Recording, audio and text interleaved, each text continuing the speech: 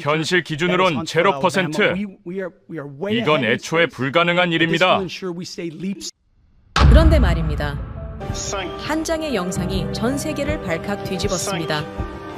백악관, 도쿄, 파리 모두 정지했죠. 누군가는 불가능이라 말했고 누군가는 시험용 모형이라 비웃었습니다. 발사 5시간 후 아리랑 7호가 전송한 단 한 장의 영상이 그 웃음을 완전히 지워버렸는데요. 대만 해협의 항공모함 갑판 위 이름표까지 식별된 영상. 정확도 0.0001도, 성공률 100%, 7가의 초강대국이 수십 년간 실패한 기술을 그 나라가 해냈습니다. 그 순간 세계가 깨달았습니다. 우주를 지배하는 눈이 바뀌고 있다는 사실을 말이죠. 진실이 우주에 떠 있는데 누구의 기술을 원조라 부르시겠습니까? 지금부터 그 놀라운 현장 속으로 들어가 보시죠. 미국에서 날아온 충격적인 이야기. 바로 시작합니다. 그리고 지금 어디에서 시청하고 계신지 댓글로 남겨주세요. 여러분의 이야기도 듣고 싶습니다. 그 전에 잠깐 1초 만에 누를 수 있는 좋아요 버튼을 꾹 눌러주시면 영상 제작에 큰 힘이 됩니다. 그럼 바로 사연 시작하겠습니다. 2025년 가을, 워싱턴의 새벽 공기는 차갑게 가라앉아 있었고 펜타곤 지하 3층 전략 상황실에는 형광등 불빛만이 차분히 빛나고 있었습니다. 제 손목 시계는 새벽 3시를 훌쩍 넘기고 있었으며 복도 너머에서 급한 발걸음 소리가 들려오기 시작했어요. 긴급 소집이었습니다. 참모들이 하나둘 회의실로 모여들었고 누구도 제대로 잠을 청하지 못한 얼굴들이었죠. 안녕하세요. 저는 알렉산더 맥켄트라고 합니다. 미국 정부 국방부 산하전략기술 예측실에서 오랫동안 수많은 위기를 목격해온 사람으로서 그날 새벽은 달랐습니다. 충격이 아니라 피로에 가까운 무언가가 제 가슴을 짓눌렀거든요. 회의실 중앙 대형 스크린에는 선명한 영상이 떠올랐는데 한반도 남쪽급 전라남도 고흥 나로우주센터에서 하얀 연기가 피어오르며 거대한 로켓이 하늘로 치솟고 있었어요. 누리호였습니다. 4차 발사 그리고 완벽한 성공이었죠. 화면 속 로켓은 주황빛 화염을 뿜으며 구름을 뚫고 올라갔고 발사대 주변에선 환호성이 터져나오고 있었습니다. 저는 커피잔을 쥐었어요. 식어버린 액체가 손끝으로 차가움을 전해왔으며 제 심장은 묘하게 무거워지고 있었습니다. 보고서를 펼친 참모의 표정이 굳어 있었고 그의 손끝이 미세하게 떨리는 게 보였습니다. 순수 국산 기술이라는 문구가 서류 첫 장에 선명하게 적혀 있었는데 미국 기술 이전이 0%라는 수치가 그 밑에 차갑게 박혀 있었어요. 엔진부터 제어 시스템까지 전부 자체 개발이었고 우리가 관여한 부분은 단 하나도 없었습니다. 회의실 안 공기가 순식간에 무거워졌어요. 30년이었습니다. 정확히 1950일간 우리가 유지해온 기술 통제 체계가 무너지는 소리가 들린 것이죠. 그런데 말입니다. 이건 단순한 로켓 발사가 아니었어요. 한국은 이미 수년 전부터 우리 눈을 피해 독자적인 길을 걷고 있었는데 회의실 한쪽에서 누군가 한숨을 내쉬며 저는 그 한숨 속에 담긴 의미를 너무도 잘 알고 있었습니다. 패권의 피로였어요. 세계 최강이라 불리는 나라가 느끼는 통제력 상실의 순간이었죠. 화면이 전환됐는데 이번엔 데이터 그래프였어요. 한국의 우주개발 연역이 시간순으로 펼쳐졌는데 1993년부터 시작된 그 긴 여정이 한눈에 들어왔습니다. 나로호 실패, 재도전, 그리고 누리호 탄생. 매번 실패할 때마다 우리는 안도했었죠. 하지만 그들은 멈추지 않았습니다. 발칵 뒤집힐 만한 속도로 기술을 축적했고 오늘날 우리 앞에 완성된 발사체로 서 있었어요. 전 세계에서 독자 발사체를 보유한 나라가 손에 꼽을 정도라는 사실이 회의실을 더욱 침묵하게 만들었습니다. 미국, 러시아, 중국, 유럽 우주국, 일본, 인도, 그리고 이제 한국이 그 명단에 올라섰어요. 아시아에서 한국은 일본에 이어 두 번째였지만 순수 독자 기술이라는 측면에서는 오히려 앞서 있었습니다. 저는 창밖을 바라봤습니다. 워싱턴의 하늘은 여전히 어두웠으며 국회의사당 돔이 희미하게 보였어요. 저 건물 안에서 수많은 결정이 내려졌고 세계의 질서가 만들어졌죠. 하지만 어쩌면 그 질서는 생각보다 훨씬 빠르게 변하고 있었는지도 모릅니다. 한국이라는 작은 나라가 전쟁의 폐허에서 일어난 그 나라가 이제 우주로 나아가고 있었으니까요. 제 머릿속엔 한 문장이 맴돌았습니다. 또 한국이라는 생각이었어요. 옆에 앉은 동료 제임스 윌리엄스가 고개를 끄덕이며 씁쓸하게 웃는 게 보였고 그의 눈빛엔 제가 느끼는 것과 같은 감정이 담겨 있었습니다. 이번엔 다르다는 직감이었죠. 반도체, 조선, 자동차, 배터리, 한국은 이미 수많은 분야에서 우리를 앞질렀거든요. 그리고 이제 우주까지. 이렇게까지 빠를 줄은 솔직히 예상하지 못했습니다. 회의실 분위기는 무겁게 가라앉았고 누구도 쉽게 말을 꺼내지 못했습니다. 화면 속 누리호는 이미 1단 분리에 성공했으며 2단 엔진이 점화되고 있었어요. 완벽한 비행이었습니다. 궤도 진입까지 남은 시간은 채 5분도 되지 않았죠. 저는 손목시계를 다시 봤습니다. 새벽 4시 10분, 한국에선 지금 오후 6시쯤 될 거예요. 그곳 사람들은 환호하고 있을 겁니다. 자신들의 기술로 우주에 닿았다는 자부심으로 말이죠. 보고서 마지막 장에는 명확한 결론이 적혀 있었습니다. 30년간 유지해온 통제체계가 무너졌다는 내용이었고 한국이 이제 우리 허락 없이도 우주로 나갈 수 있게 됐다는 분석이었어요. 그 문장이 주는 무게감은 상상 이상이었습니다. 모두를 위해 우리가 지켜온 질서, 기술 확산을 막고 안보를 유지하기 위해 만든 그 체계가 한순간에 의미를 잃어버렸거든요. 저는 생각했습니다. 결국 기술은 통제할 수 없는 것인지도 모른다고요. 아무리 강력한 나라라도, 아무리 촘촘한 규제를 만들어도 인간의 의지와 열정은 그 모든 걸 뚫고 나가는 법이니까요. 한국 과학자들이 밤을 새워가며 계산하고 실험했을 장면이 눈앞에 그려졌습니다. 실패를 딛고 일어서며 다시 도전했을 그 순간들이 말이에요. 화면 속 누리호가 마침내 목표 궤도에 진입했습니다. 위성 분리 성공이라는 자막이 떴고 나로우주센터에선 박수 소리가 터져나왔어요. 저는 그 박수 소리를 들으며 묘한 감정에 휩싸였습니다. 부러움이었을까요? 아니면 경외감이었을까요? 어쩌면 둘 다였는지도 모릅니다. 47년을 이 자리에서 일하며 수많은 나라의 도전을 지켜봤지만 한국만큼 집요하고 빠르게 성장한 나라는 없었어요. 회의가 끝나고 저는 홀로 복도를 걸었습니다. 형광등 불빛이 차갑게 바닥을 비추고 있었으며 멀리서 환기구 돌아가는 소리만 희미하게 들렸어요. 제 발걸음은 무거웠습니다. 새벽 5시, 워싱턴은 여전히 잠들어 있었지만 저는 잠들 수 없었어요. 오늘 본 것이 누리호가 하늘로 치솟던 그 장면이 머릿속에서 떠나지 않았습니다. 누리호 발사 후 펜타곤 상황실은 여전히 긴장감으로 가득했으며 새로운 보고서가 제 책상 위에 놓여 있었어요. 표지에는 간결한 제목이 적혀 있었습니다. 아리랑 7호 긴급 분석. 저는 서류를 펼쳤습니다. 첫 장에 적힌 수치가 눈에 들어왔고 손이 멈췄어요. 0.25m급 해상도. 그 숫자를 보는 순간 제 심장이 빠르게 뛰기 시작했습니다. 회의실엔 이미 핵심 인원들이 모여 있었습니다. CIA 국장 데이비드 첸이 단상에 서 있었고 그의 표정은 평소와 달리 굳어 있었어요. 그가 대형 스크린을 가리키며 입을 열었을 때 회의실 전체가 숨을 죽였습니다. 한국이 빠른 시간 안에 또 다른 위성을 쏘아 올릴 예정이라는 내용이었고 이번엔 정찰 위성이라는 분석이었어요. 데이비드의 목소리가 낮게 깔렸습니다. 물리적으로 불가능한 스펙이라는 말이 회의실을 무겁게 눌렀죠. 0.25m. 그건 단순한 숫자가 아니었습니다.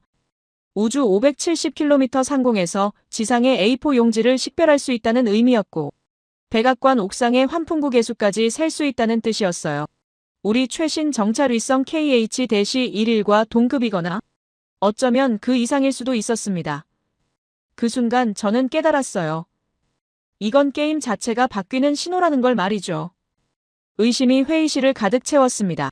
참모 한 명이 자료를 뒤적이며 한국의 위성 개발 이력을 파헤쳐보기 시작했고 다른 이들은 침묵 속에서 데이터를 분석하고 있었어요. 한국은 아리랑 시리즈를 1999년부터 개발해 왔지만 지금까지 해상도는 0.5m 수준에 머물러 있었습니다. 그런데 말입니다. 갑자기 0.25m로 도약한다는 건 말도 안 되는 일이었어요. 기술이란 건 단계적으로 발전하는 법인데 한국은 그 단계를 건너뛴 것처럼 보였습니다. 데이비드가 다시 입을 열었습니다. 그의 분석은 명확했어요.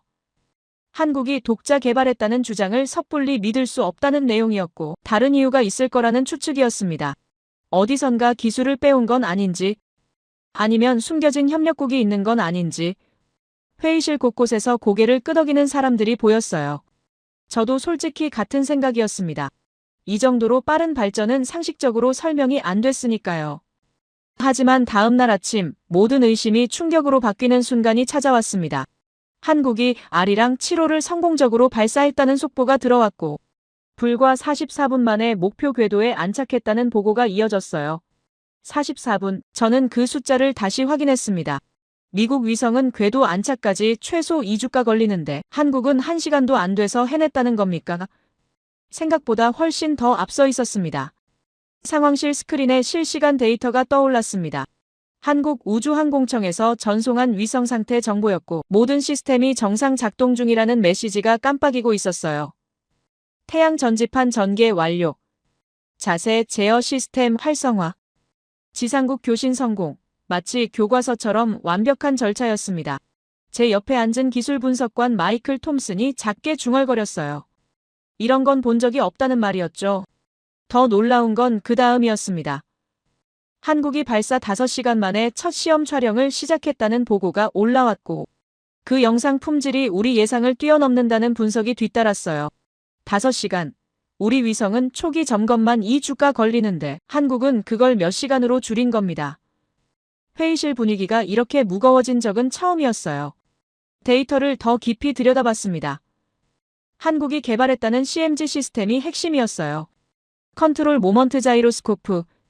기존 반작용 휠 방식보다 자세 안정화 속도가 100배 이상 빠르다는 기술이었고 정밀도가 0.001도라는 분석이었습니다. 0.001도.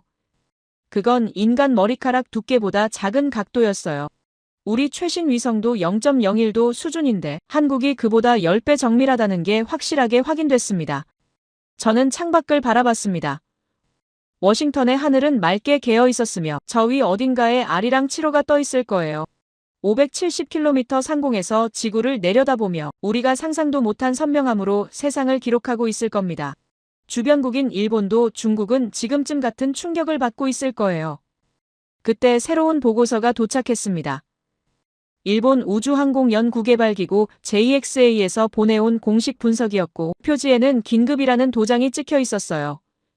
저는 서류를 펼쳤습니다. 첫 문장이 눈에 들어왔고 숨이 멎는 줄 알았습니다. 우리도 저 기술이 없다는 내용이었어요. 일본도 10년 넘게 CMG 시스템을 연구했지만 아직 실용화 단계에 이르지 못했다는 분석이었고 한국이 어떻게 해냈는지 모르겠다는 고백이었습니다. 세계를 이끄는 우주강국 일본도 인정한 겁니다. 한국 기술이 자신들보다 앞서 있다는 걸 말이죠. 저는 서류를 천천히 덮었습니다. JXA는 하야부사 프로젝트로 소행성에서 샘플을 가져온 인류 기관이었고 H2A 로켓으로 수십 번 발사에 성공한 검증된 조직이었어요. 그런 곳이 한국을 인정했다는 건 이게 단순한 수싸움이 아니라 명백하게 기술 역전이 일어났다는 의미였습니다. 회의실로 돌아왔을 때 분위기는 더욱 침통했습니다. 유럽 우주국 ESA에서도 비슷한 분석이 도착했고 영국 정보기관에서도 확인 메시지가 왔어요. 모두가 같은 결론에 도달하고 있었습니다. 한국이 물리적 불가능을 해냈다는 것. 그리고 우리가 그걸 막을 수 없었다는 것. 데이비드가 다시 단상에 섰을 때 그의 얼굴엔 패배감이 역력했습니다. 저는 생각했습니다.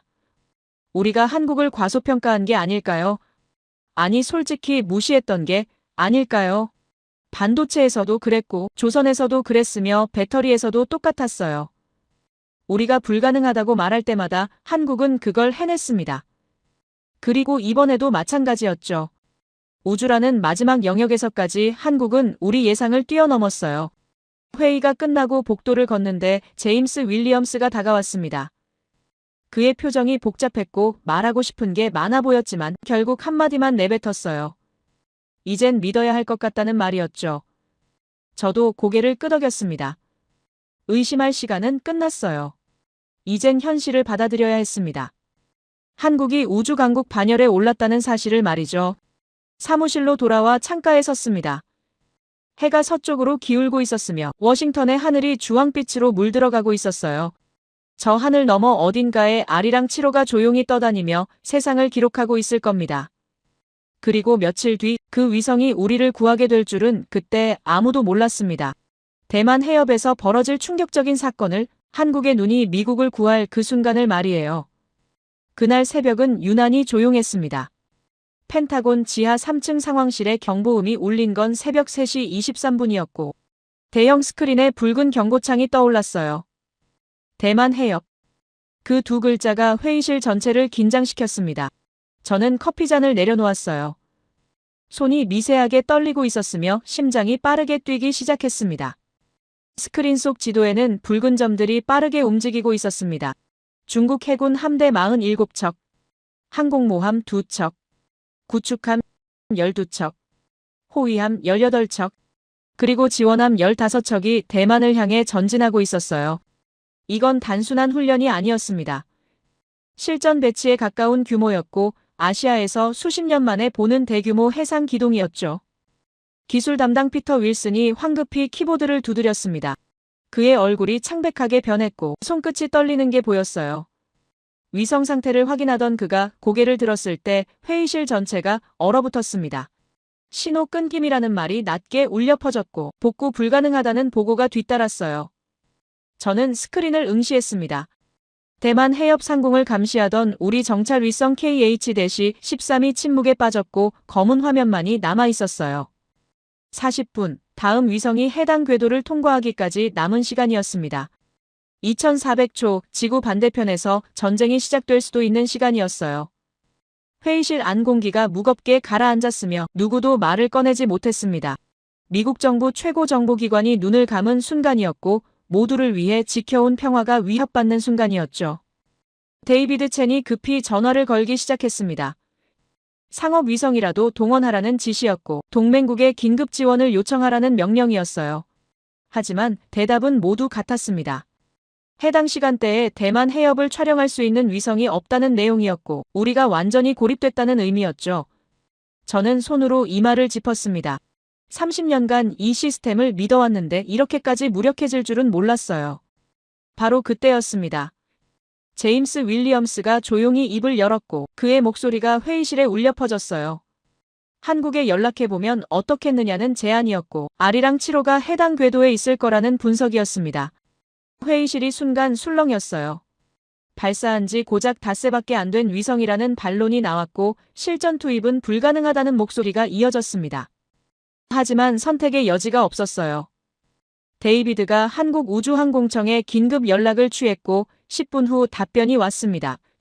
촬영 가능하다는 내용이었고 15분 후면 데이터를 전송할 수 있다는 확답이었어요. 저는 믿기지 않았습니다. 어쩌면 이건 한국이 과장하고 있는 게 아닐까 싶었고 결국 실패로 끝날 거라는 불안이 엄습했죠.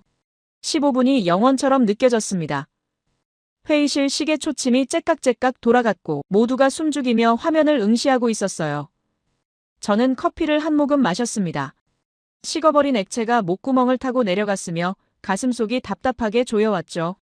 그리고 16분 후 스크린이 밝아지기 시작했습니다. 검은 화면이 서서히 사라졌고 선명한 영상이 떠올랐어요. 대만 해협이었습니다. 바다 위에 떠있는 함선들이 한눈에 들어왔고 중국 항공모함 랴오닝호의 갑판이 선명 그 자체로 보였습니다. 저는 숨이 멎는 줄 알았어요. 이건 우리 위성보다 더 선명했습니다. 피터 윌슨이 영상을 확대했습니다. 항공모함 갑판 위에 전투기들이 줄지어 있었고 날개 아래 장착된 미사일까지 식별됐어요. J-15 함재기였으며 대함 미사일이 2발씩 탑재돼 있었습니다. 더 놀라운 건 그 다음이었어요. 조종사가 전투기에 올라타는 장면이 보였고 그의 비행복에 새겨진 이름표까지 읽을 수 있었습니다. 왕펑이라는 이름이 선명하게 보였고 헬멧 옆면의 부대 마크까지 확인됐어요. 해군항공병 제12단이었습니다. 회의실이 숨죽였습니다. 570km 상공에서 이름표를 읽는다는 게 가능한 일입니까? 피터가 중얼거렸고 그의 목소리가 떨리고 있었어요. 0.25m 해상도. 아니, 어쩌면 그보다 더 좋을 수도 있다는 분석이었고 우리 KH-11과 동급이거나 능가한다는 결론이었습니다. 자료가 계속 들어왔습니다. 이번엔 구축함들이었어요. 갑판 위에 놓인 군용 컨테이너들이 보였고 측면에 적힌 일련 번호와 위험물 표시가 선명하게 식별됐습니다. 피터가 데이터베이스를 검색하기 시작했고 30초 후 그의 얼굴이 창백해졌어요. 저 컨테이너 일련 번호가 중국 전술핵 탄두 저장 시설에서 사용하는 코드 체계와 일치한다는 분석이었고 핵 컨테이너일 가능성이 90% 이상이라는 보고였습니다. 회의실이 얼어붙었습니다. 중국이 함대에 핵을 실었다는 겁니까? 데이비드가 소리쳤고 즉시 백악관에 긴급 보고를 지시했어요. 이건 단순한 군사 도발이 아니었습니다. 핵이 개입됐다면 상황이 완전히 달라지는 거였고 전 세계가 위기에 빠질 수 있는 사안이었죠. 저는 화면을 멍하니 바라봤습니다. 한국 위성이 없었다면 우리는 이 모든 걸 놓쳤을 거예요.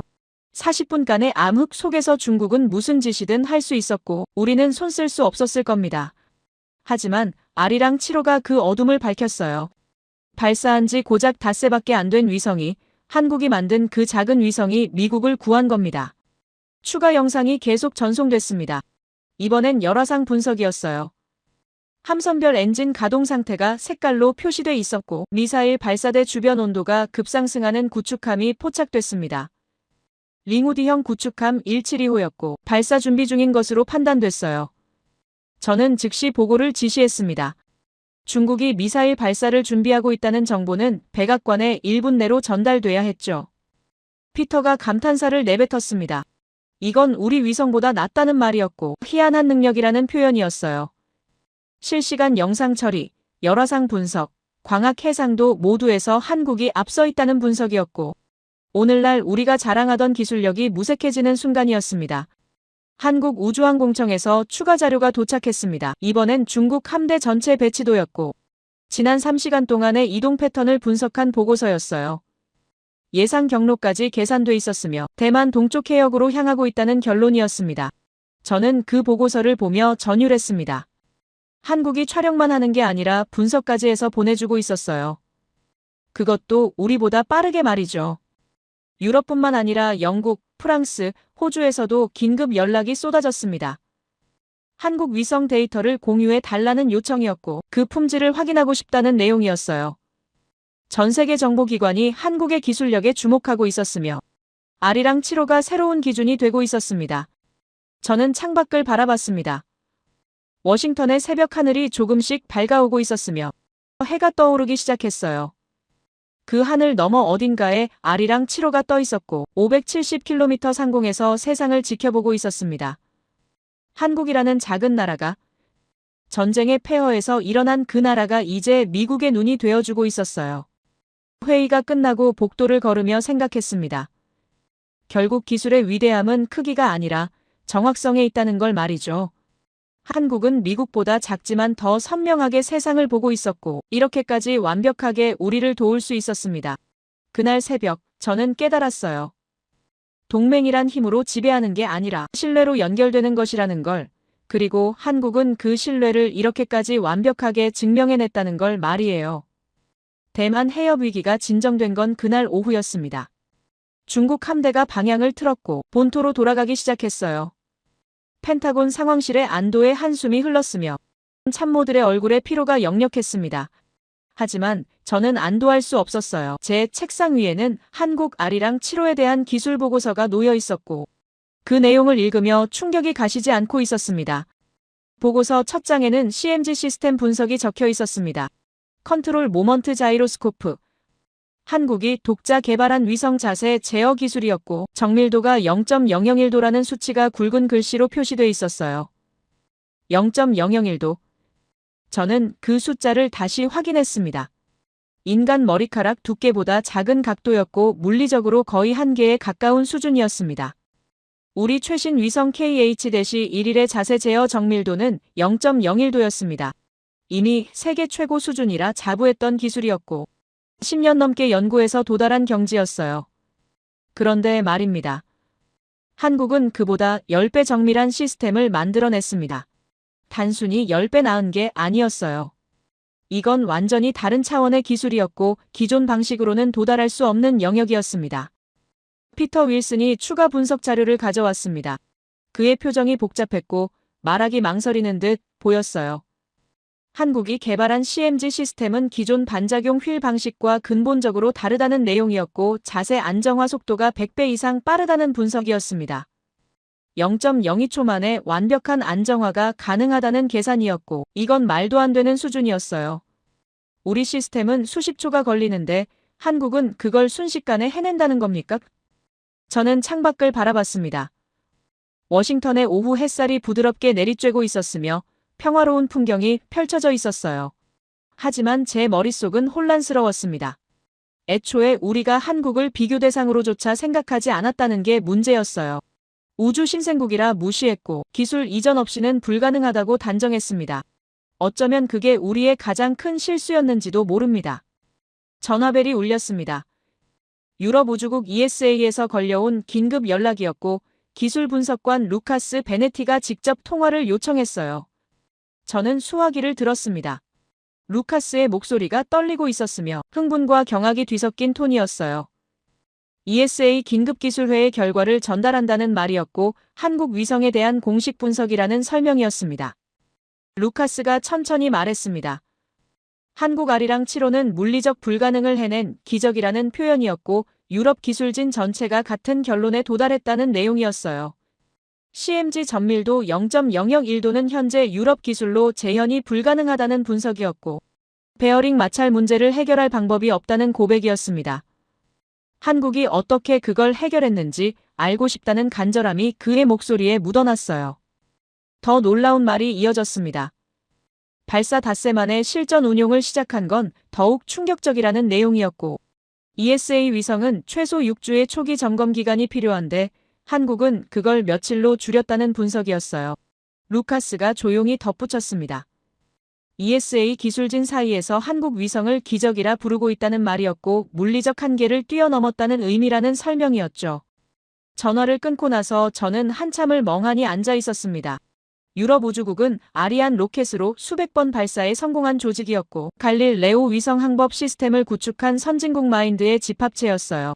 그런 곳이 한국을 기적이라 부른다는 게 이게 된다면 세계 우주 기술의 판도가 완전히 바뀐다는 의미였습니다. 다음 날 아침 호주 국방부에서 연락이 왔습니다. 관계자 제프리 하워드가 긴급 통화를 요청했고 저는 화상회의로 연결했어요. 제프리의 표정이 진지했으며 말하기 전부터 중요한 내용임을 직감할 수 있었습니다. 한국 위성 데이터를 분석했다는 말로 시작했고 결론은 미국보다 낫다는 평가였어요. 영상 품질, 데이터 전송 속도, 분석 정확도, 모든 부문에서 한국이 앞선다는 내용이었고 호주 정보 커뮤니티가 지금 난리라는 표현이었습니다. 제프리가 조심스럽게 입을 열었어요. 한국을 파이브 아이즈에 포함시켜야 하는 게 아니냐는 논의가 나오고 있다는 말이었고 비공식이지만 진지하게 검토 중이라는 설명이었습니다. 저는 숨이 멎는 줄 알았어요.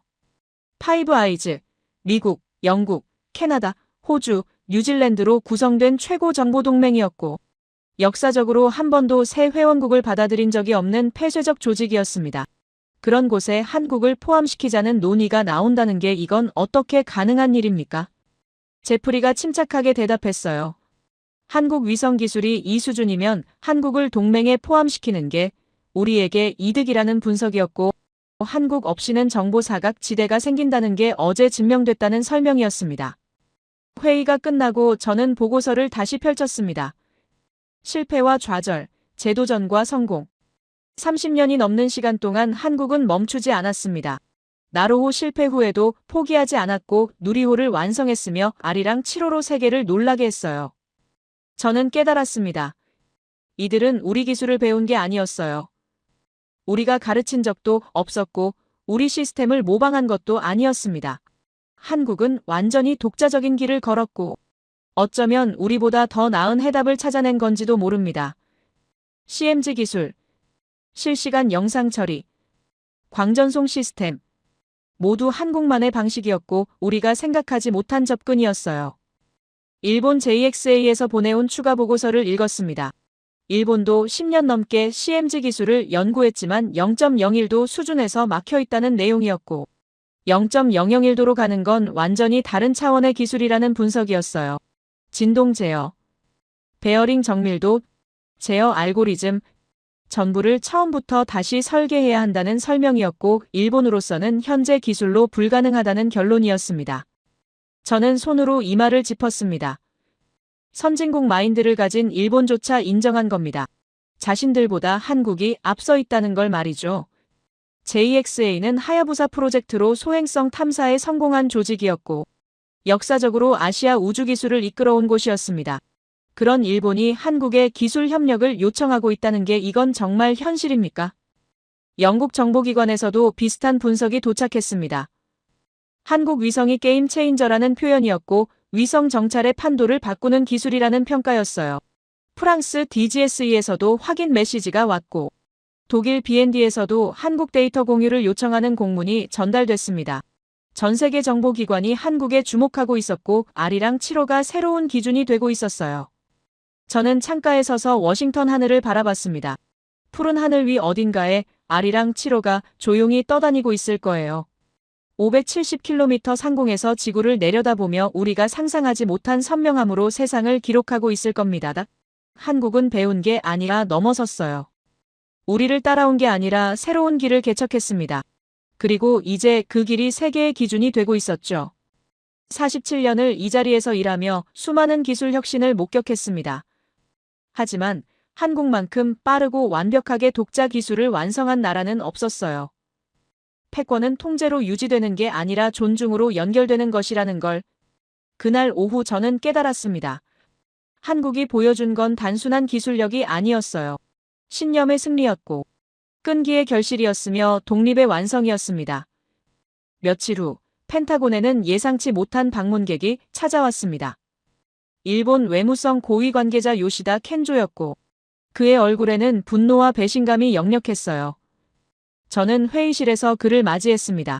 악수를 나누는 그의 손이 차갑게 식어 있었으며 눈빛은 무언가를 따지려는 듯 날카로웠어요. 요시다가 서류 가방에서 두툼한 문서를 꺼냈습니다.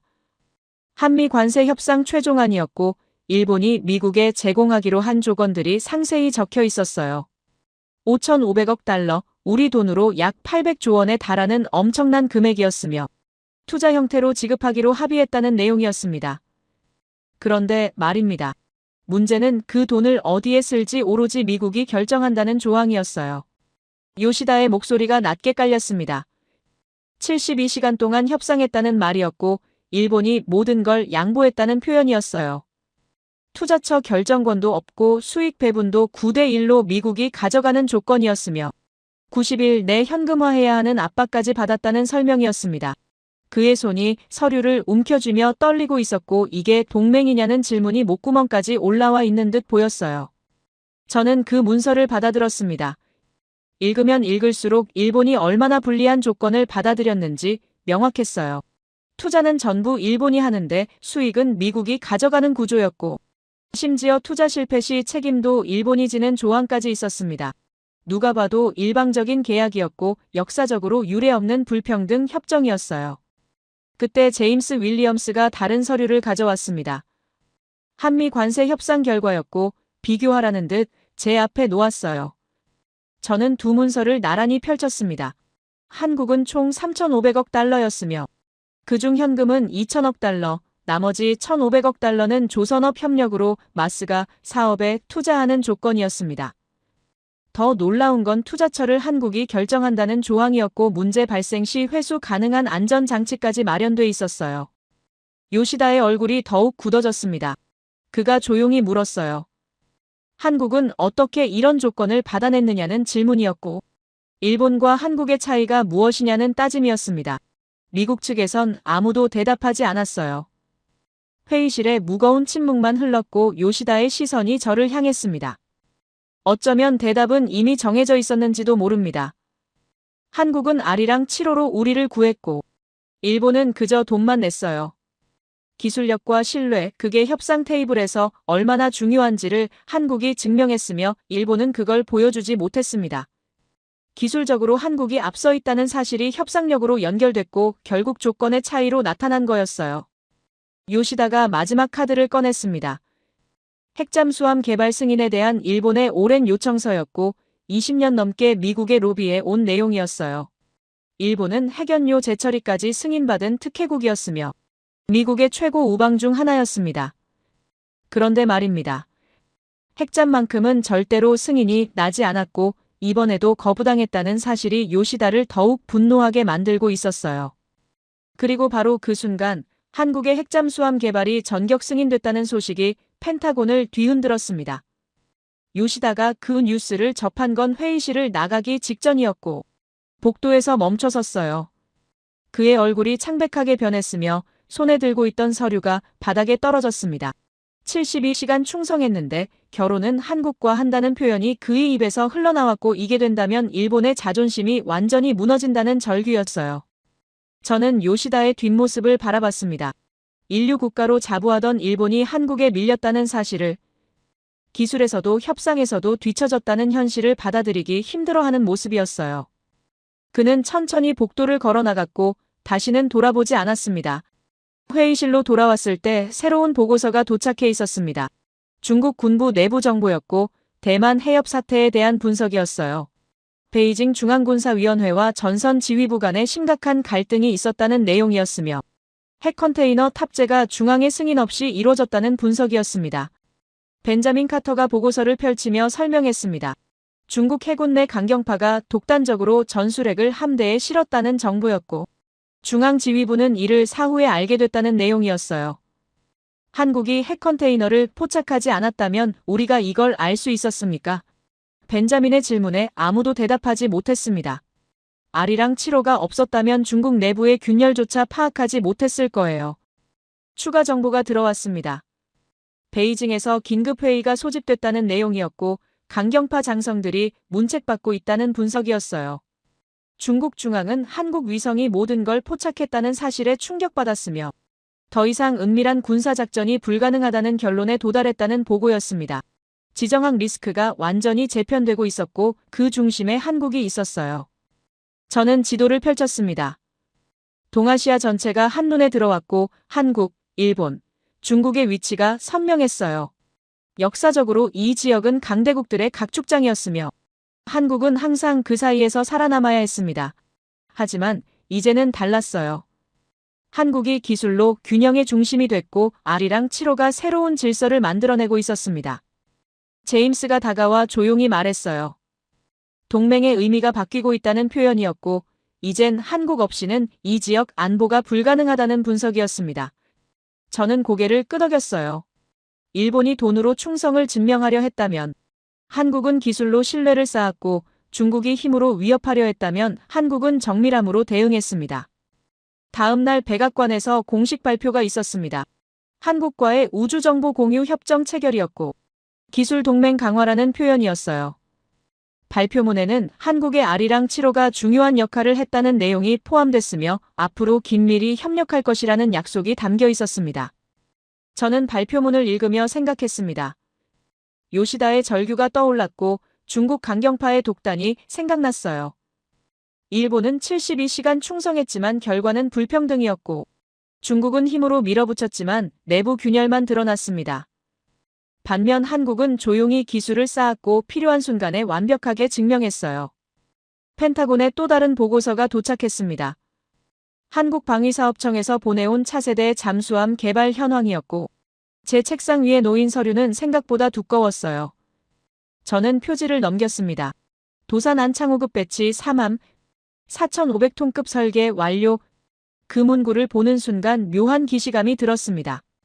4,500톤. 이것은 단순한 숫자가 아니었어요. 핵잠수함의 표준 배수량이었고 한국이 애초에 이 규격으로 설계를 진행하고 있었다는 의미였습니다. 저는 날짜를 확인했어요. 설계 시작이 2022년, 핵잠 프로젝트 공식 승인은 2025년이었습니다. 어쩌면 한국은 승인 여부와 관계없이 이미 준비하고 있었던 게 아닐까요? 피터 윌슨이 추가 자료를 가져왔습니다. 한국 조선소에서 매주 진행하는 건조 시뮬레이션 보고서였고 비밀리에 수십 차례 테스트를 반복했다는 내용이었어요. 선체 형상부터 추진 시스템까지 핵잠수함 사양에 최적화돼 있었으며 마치 타임머신을 타고 와서 미리 귓속말이라도 들은 것처럼 완벽한 준비 상태였습니다. 저는 손으로 이마를 짚었습니다. 수백 년 전부터 해양 강국이었던 한국의 DNA가 떠올랐어요. 조선시대 거북선으로 왜구를 물리쳤고 현대에 와서는 세계 1위 조선업으로 바다를 지배했습니다. 그리고 이제 핵잠수함으로 아시아의 중심이 되려 하고 있었어요. 점진적으로 쌓아온 기술이 미래를 향해 폭발하는 순간이었습니다. 제임스 윌리엄스가 지도를 펼쳤습니다. 동해와 서해가 한눈에 들어왔고 한국 잠수함 작전 구역이 표시돼 있었어요. 일본 해상자위대 배치 현황과 비교하면 흥미로운 그림이 그려졌습니다. 일본은 이지스함 8척, 재래식 잠수함 22척을 보유하고 있었으며 확실히 전력상 우위에 있었어요.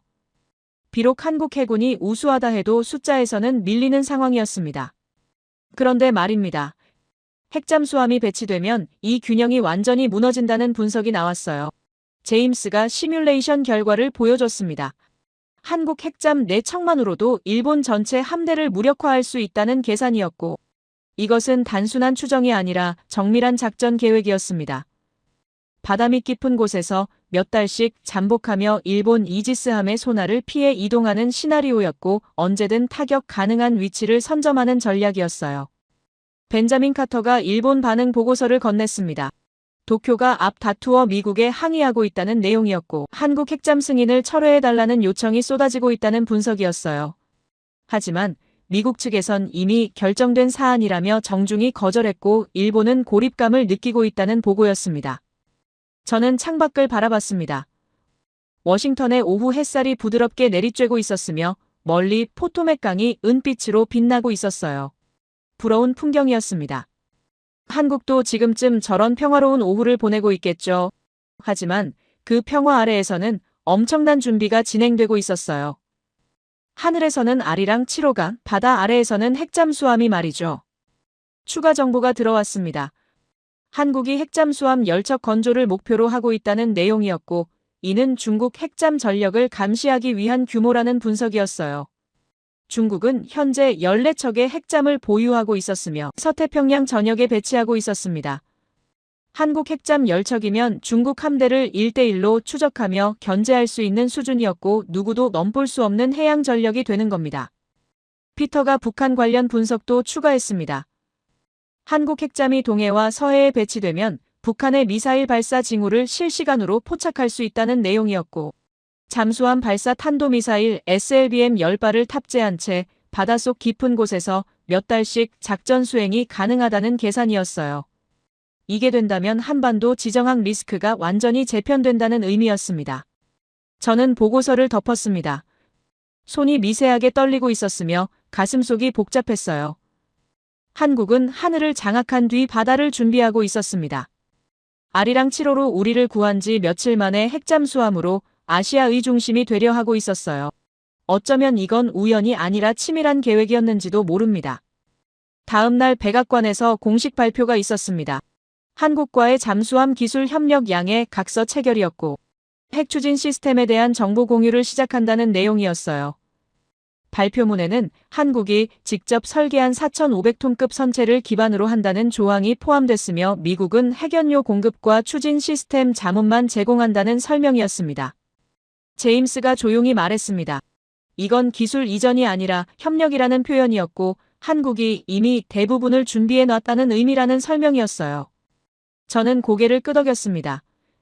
애초에 한국은 도움을 구한 게 아니라 확인을 받으려 한 거였어요. 자신들이 만든 설계가 맞는지 준비한 시스템이 작동할지 말이죠. 영국과 프랑스에서도 앞 다투어 연락이 왔습니다. 한국 잠수함 기술에 관심을 표명한다는 내용이었고 공동훈련을 제안한다는 메시지였어요. 호주는 더 직접적이었습니다. 제프리 하워드가 다시 전화를 걸어왔고 한국 핵잠 건조 과정에 옵서버로 참여하고 싶다는 요청이었습니다. 이것은 어떻게 가능한 일입니까? 한국이 아직 한 척도 만들지 않았는데 벌써 세계가 주목하고 있다는 게 말이죠. 저는 사무실 창가에 섰습니다. 워싱턴의 저녁 하늘이 붉게 물들어가고 있었으며 해가 서쪽으로 기울고 있었어요. 저 하늘 너머 태평양 건너편에 한국이 있었고 그곳에서는 새로운 역사가 만들어지고 있었습니다. 하늘의 아리랑 7호, 바다의 핵잠수함, 한국은 입체적으로 세상을 지배하려 하고 있었어요. 충격적인 진실은 이것이었습니다. 한국이 우리에게 허락을 구한 게 아니라 우리가 한국을 필요로 하게 됐다는 사실이었어요. 대만 해협에서 우리 위성이 먹통일 때 한국이 구했고 미래의 중국 핵잠이 움직일 때도 한국이 추적할 겁니다. 동맹이란 이런 게 아닐까요? 서로가 서로를 필요로 하고 존중하는 관계 말이죠. 47년을 이 자리에서 일하며 수많은 나라를 봤습니다. 하지만 한국만큼 완벽하게 준비하는 나라는 없었어요. 하늘을 장악한 뒤 바다로 내려가고 점진적으로 모든 걸 완성해가는 모습이 경이로웠습니다. 그날 저녁 저는 깨달았어요. 한국은 배우는 나라가 아니라 가르치는 나라가 됐다는 걸. 그리고 우리는 이제 그들에게서 배워야 한다는 걸 말이죠. 백악관 브리핑룸에 세계 언론이 모인 건 일주일 후였습니다. 저는 기자석 뒤편에 서 있었고 대통령이 단상에 오르는 모습을 지켜봤어요. 그의 손에는 파란색 파일이 들려 있었으며 한미기술동맹 강화 및 개선 방안이라는 제목이 선명하게 보였습니다. 플래시가 터졌고 카메라 셔터 소리가 회의장을 가득 채웠어요. 대통령이 입을 열었습니다. 오늘 우리는 새로운 역사를 쓴다는 말로 시작했고 한국과의 포괄적 우주 및 태양기술 협력 협정을 체결한다는 발표였어요. 아리랑 7호가 보여준 기술력과 신뢰를 바탕으로 한다는 설명이었으며 앞으로 양국이 정보를 실시간으로 공유하고 공동 연구를 진행한다는 내용이었습니다. 기자들이 일제히 손을 들었고 질문이 쏟아지기 시작했어요. 저는 브리핑룸을 나와 복도를 걸었습니다. 벽에 걸린 역사적으로 중요한 순간들의 사진이 눈에 들어왔고 케네디 대통령이 아폴로 계획을 발표하던 장면이 보였어요. 어쩌면 오늘이 그때와 같은 의미를 가질지도 모릅니다. 미국이 단독으로 우주를 지배하던 시대가 끝나고 진정한 협력의 시대가 시작되는 순간이었으니까요. 사무실로 돌아왔을 때 영국에서 긴급 연락이 와 있었습니다. 정보기관 고위 관계자 에드워드 스털링이 화상회의를 요청했고 저는 즉시 연결했어요. 에드워드의 얼굴이 화면에 떴습니다. 그의 표정은 진지했지만 동시에 흥분이 감춰지지 않고 있었어요.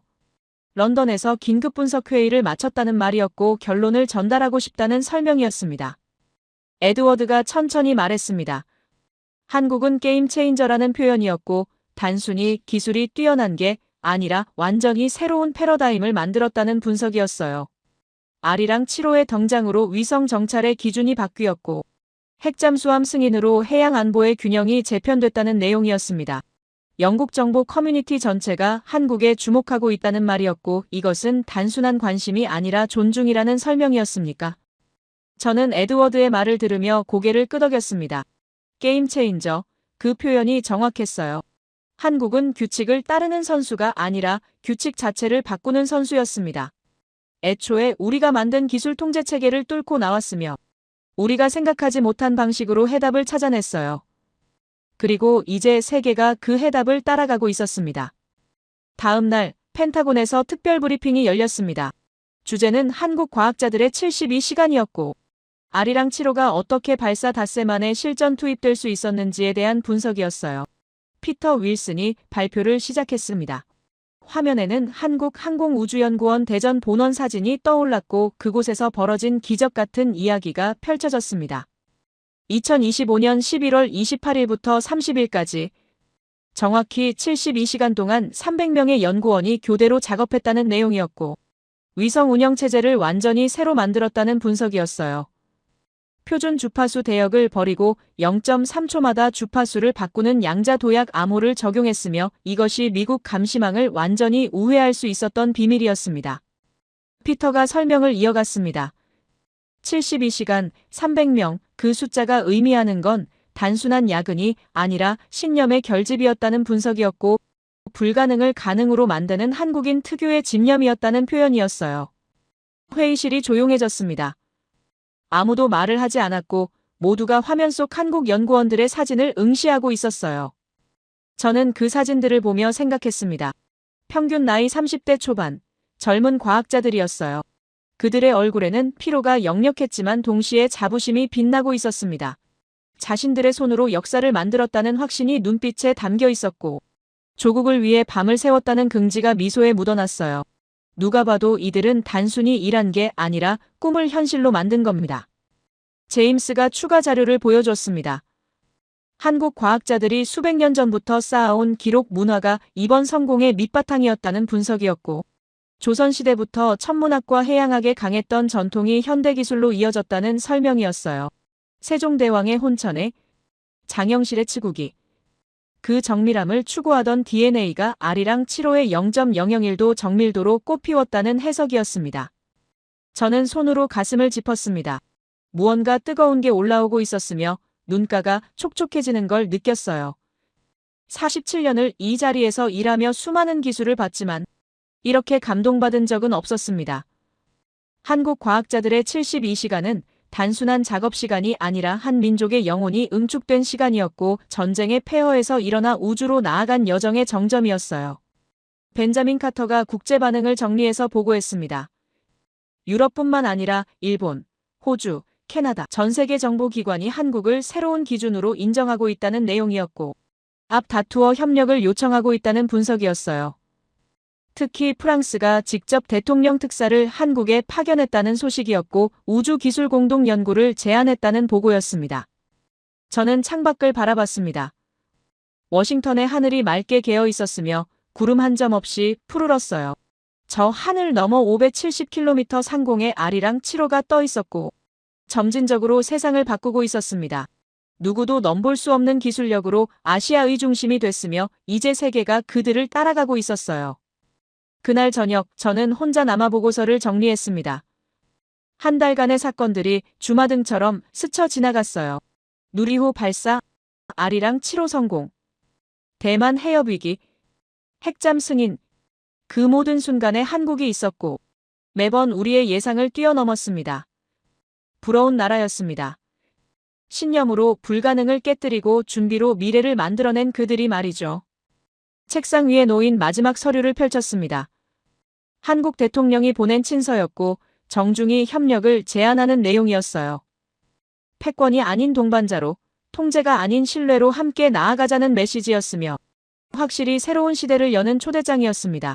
저는 그 친서를 가슴에 품었어요. 이게 된다면 우리가 잃어버린 무언가를 되찾을 수 있을 것 같았습니다. 존중, 그 단어가 떠올랐습니다. 두려움보다 깊은 감정이었고 경쟁보다 가치 있는 관계였어요. 한국이 우리를 이긴 게 아니라 함께 가자고 손을 내민 겁니다. 그 손을 잡는 순간 저는 깨달았어요. 진정한 강대국은 힘으로 지배하는 나라가 아니라 존중으로 연결되는 나라라는 것을. 그리고 한국은 바로 그런 나라가 되고 있다는 것을 말이죠. 주말이 지나고 펜타곤 지하 3층 시뮬레이션 센터에 도착했을 때 저를 포함해서 15명이었고 비밀리에 한국해양전력 예측 프로젝트 최종 보고회에 참석했어요. 거대한 스크린이 벽 전체를 덮고 있었으며 한반도 주변 해역이 3차원으로 펼쳐져 있었습니다. 피터 윌슨이 발표를 시작했어요. 오늘날 우리가 주목해야 할 건 한국의 현재가 아니라 미래라는 말이었고 그들이 보유할 전력을 시뮬레이션으로 예측했다는 설명이었어요. 화면에 도산 안창호급 잠수함 설계도가 떠올랐습니다. 4,500톤급 리튬이온 배터리 21일 잠항 능력이 표시됐고 세계 최고 수준의 정숙성이 강조됐어요. 그런데 피터가 다음 화면을 넘겼습니다. 만약 여기에 소형 원자로가 탑재된다면이라는 가정이었어요. 회의실이 긴장했습니다. 모두가 화면을 응시했고 아무도 말을 하지 않았어요. 피터가 시뮬레이션을 실행했습니다. 한국이 핵추진 잠수함 10척을 보유한다는 시나리오였고 각 함정이 동해와 서해 그리고 남해에 배치되는 모습이 펼쳐졌어요. 북한 주요 항구가 빨간색으로 표시됐으며 한국 핵잠이 그 모든 지점을 실시간으로 감시하는 궤적이 그려졌습니다. 제임스가 분석을 덧붙였습니다. 10척이면 충분하다는 계산이었고 교대 운용으로 항상 6척이 작전 가능하다는 설명이었어요. 북한 잠수함 70여 척을 완벽히 추적할 수 있으며 중국 해군의 서해 진입도 차단 가능하다는 결과였습니다. 이렇게까지 정밀한 시뮬레이션은 처음이었고 한국 해군 자료를 바탕으로 만든 거라 신뢰도가 높았어요. 벤자민 카터가 추가 시나리오를 보여줬습니다. 만약 한국이 핵연료 제철이 권한을 얻는다면이라는 가정이었고 화면에 농축 우라늄 생산 시설이 떠올랐어요. 현재 한미 원자력 협정이 2038년에 만료된다는 설명이었으며 재협상 시 한국이 제철이 권한을 요구할 가능성이 높다는 분석이었습니다. 회의실에 긴장이 흘렀어요. 미국 또한 이 문제를 심각하게 받아들이고 있었으며 거부할 명분이 없다는 게 문제였습니다. 저는 손을 들었습니다. 질문이 있다고 말했고 피터가 고개를 끄덕였어요. 한국이 정말 그걸 원하느냐고 물었으며 핵무기 개발 의도가 있느냐는 질문이었습니다. 피터가 대답했어요. 한국은 핵무기가 아니라 에너지 자립을 원한다는 분석이었고 사용 후 핵연료를 재처리해 원전 연료로 재사용하려는 목적이라는 설명이었습니다. 결국 경제 논리였고 안보는 부차적이었어요. 하지만 제임스가 반론을 제기했습니다. 경제 논리만으로 설명되지 않는다는 주장이었고 한국이 완전한 핵 주권을 원한다는 분석이었어요. 아시아에서 유일하게 원전 기술과 잠수함 기술을 모두 보유한 나라가 한국이며 재처리 권한까지 얻으면 사실상 준핵 보유국이 된다는 지적이었습니다. 일본이 격분할 거라는 예측이었고 중국도 반발할 거라는 전망이었어요. 저는 화면 속 시뮬레이션을 지켜봤습니다. 한국 핵잠 열척이 한반도 주변을 순항하고 있었으며 북한 잠수함들이 하나씩 추적당하는 모습이 펼쳐졌어요. 파란색 궤적과 빨간색 궤적이 교차했고 한국이 압도적 우위를 점하고 있었습니다. 이 또한 현실이 될 가능성이 높았고 시간 문제였어요. 한국은 이미 모든 걸 준비했으며 승인만 기다리고 있었습니다. 피터가 마지막 슬라이드를 보여줬습니다. 한국해양전력 로드맵이었고 2030년까지의 계획이 정리돼 있었어요. 핵잠 1호함 진수, 2032년 2호함 취역, 2035년 5호함 작전 배치, 그리고 2040년 10호함 완성이 표시됐습니다. 모든 단계가 구체적이었고 실현 가능성이 높았어요. 한국은 꿈을 꾸는 게 아니라 계획을 실행하고 있었습니다. 회의가 끝난 뒤 저는 혼자 시뮬레이션 센터에 남았습니다. 스크린을 다시 켰고 한국 핵잠 시나리오를 재생했어요. 열척의 잠수함이 바닷속을 미끄러지듯 움직였으며 완벽한 대형을 유지하고 있었습니다. 그 모습이 아름다웠어요. 단순히 군사력이 아니라 한 나라의 의지가 형상화된 것 같았습니다. 저는 생각했습니다. 한국이 이렇게까지 올 수 있었던 이유가 뭘까? 기술력만으로는 설명되지 않았고 자본만으로도 부족했어요. 충격적이게도 그들에겐 무언가 더 있었습니다. 신념, 그 단어가 떠올랐어요. 불가능을 믿지 않는 신념이었고 포기를 모르는 집념이었습니다. 전쟁의 폐허에서 일어나 우주로 나아갔고 이제 바다까지 장악하려는 그 여정 전체가 신념의 결과물이었어요. 다음 날 백악관에서 긴급회의가 소집됐습니다. 한미 원자력 협정 재협상 준비 회의였고 저도 자문위원으로 참석했어요. 대통령 안보보좌관이 발언했습니다.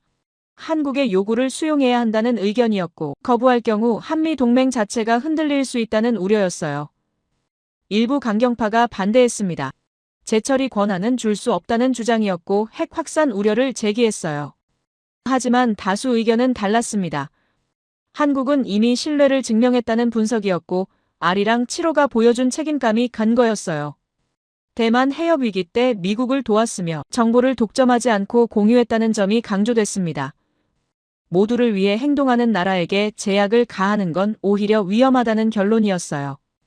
저는 회의 내내 말이 없었습니다. 제 역할은 끝났다고 느꼈고 이제는 지켜보는 것만 남았어요. 한국의 미래는 이미 정해졌으며 누구도 막을 수 없었습니다. 그들은 스스로의 힘으로 여기까지 왔고 세계가 인정할 수밖에 없는 위치에 올라섰어요. 저는 단지 그 과정의 증인이었을 뿐입니다. 회의가 끝나고 복도를 걸었습니다. 창밖으로 워싱턴 기념탑이 보였고 햇살이 하얗게 빛나고 있었어요. 47년간 이 도시에서 일했으며 수많은 변화를 목격했습니다. 하지만 이번만큼 근본적인 변화는 없었어요. 패권의 시대가 가고 협력의 시대가 오고 있었으며 한국이 그 변화의 중심에 서 있었습니다. 저녁 무렵 사무실로 돌아와 마지막 보고서를 작성했습니다. 한국기술전력 종합평가라는 제목이었고 지난 한 달간의 모든 분석을 정리한 문서였어요.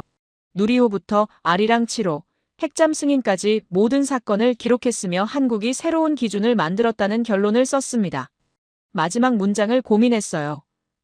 뭐라고 끝내야 할까? 손이 저절로 움직였습니다. 나는 변화의 증인으로 남는다는 문장이 타이핑됐고 그게 정답이라고 느꼈어요. 저는 역사를 만든 사람이 아니라 역사를 지켜본 사람이었습니다. 한국이라는 작은 나라가 세계를 바꾸는 순간을 목격했고 그 기록을 남기는 게 제 마지막 임무였어요. 컴퓨터를 끄고 일어섰습니다. 사무실 불을 끄려다 멈칫했어요. 벽에 걸린 세계 지도가 눈에 들어왔으며 한반도가 작게 표시돼 있었습니다. 저는 그 작은 땅덩어리를 한참 바라봤어요. 면적으로는 세계 109위였지만 영향력으로는 상위 10위권이었고 이제 더 올라갈 겁니다. 한국은 크기가 아니라 의지로 승부하는 나라였어요. 불을 끄고 문을 닫았습니다. 복도가 조용했고 발소리만 울렸어요. 엘리베이터를 타고 1층으로 내려왔으며 로비를 가로질러 밖으로 나왔습니다. 차가운 겨울 공기가 얼굴을 스쳤고 별이 빛나고 있었어요. 저 하늘 어딘가에 아리랑 7호가 떠 있었고 세상을 지켜보고 있었습니다. 저는 하늘을 올려다보며 미소 지었습니다. 한국, 그 이름이 이제는 두렵지 않았고 오히려 든든했어요.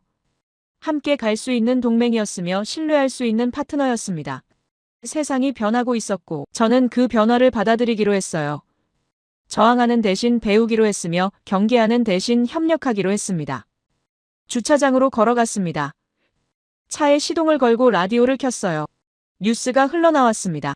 한국과 프랑스가 우주기술 협력 협정을 체결했다는 소식이었고 독일도 곧 협상에 나선다는 보도였어요.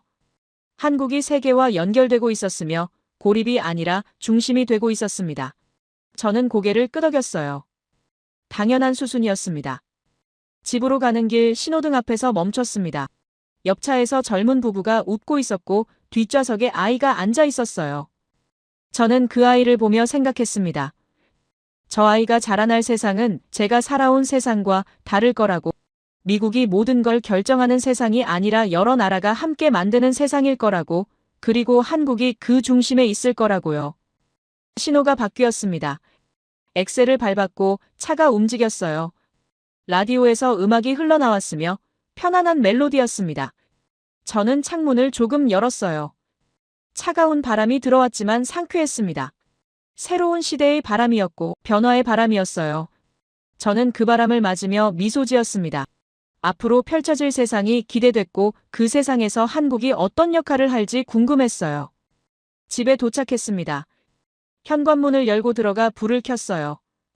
거실이 따뜻하게 느껴졌으며 평화로웠습니다. 소파에 앉아 신발을 벗었고 깊은 숨을 내쉬었어요. 긴 여정이었습니다. 한 달이 1년처럼 느껴졌고 많은 걸 배웠어요. 한국에 대해, 세상에 대해, 그리고 저 자신에 대해서요. 서재로 들어가 책상 앞에 앉았습니다. 노트를 펼쳤고 펜을 들었어요. 오늘의 마지막 기록을 남기고 싶었습니다. 손이 움직였고 문장이 써졌어요. 2025년 12월, 나는 새로운 세상의 시작을 목격했다. 한국이라는 나라가 불가능을 가능으로 만드는 순간을 봤으며 세계가 그들을 인정하는 장면을 기록했다. 이것이 나의 마지막 증언이다. 펜을 내려놓았습니다. 노트를 덮었고 책장에 꽂았어요. 언젠가 누군가 이 기록을 읽을 겁니다. 그리고 궁금해할 거예요.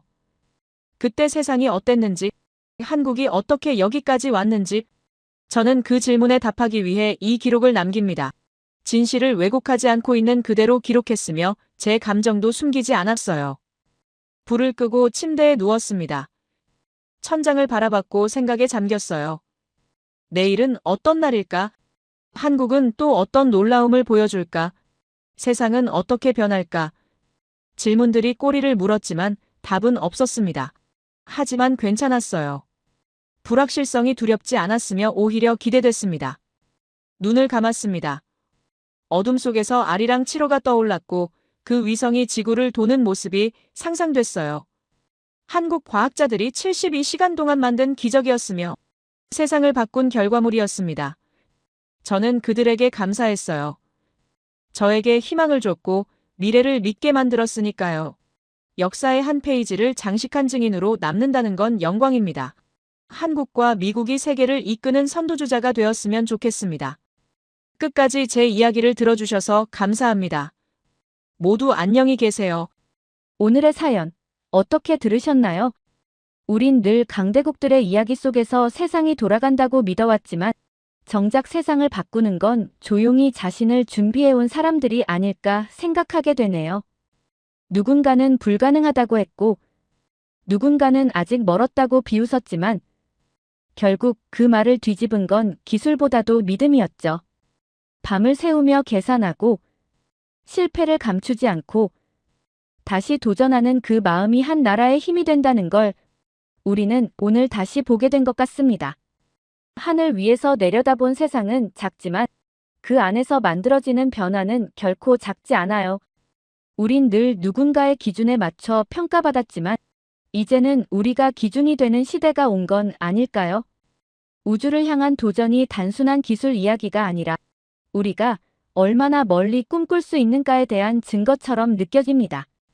오늘 이야기를 들으면서 여러분은 어떤 생각이 드셨나요? 한국이라는 이름이 가진 힘은 단지 국력이나 숫자가 아니라 포기하지 않는 마음이라는 걸 다시 한번 느끼게 되네요. 그리고 어쩌면 아직 우리가 모르는 더 큰 이야기가 저 우주 어딘가에서 시작되고 있을지도 모르겠죠. 여러분의 생각을 아래 댓글에 남겨주세요. 그리고 감동적인 사연을 주변 사람들과 공유하고 함께 이야기 나눠보세요. 마지막으로 1초밖에 걸리지 않는 구독과 좋아요, 알림 설정은 영상 제작에 큰 힘이 됩니다. 지금까지 감동을 담아 여러분께 진심을 전하는 감동담기였습니다. 오늘 하루도 행복한 하루 보내세요.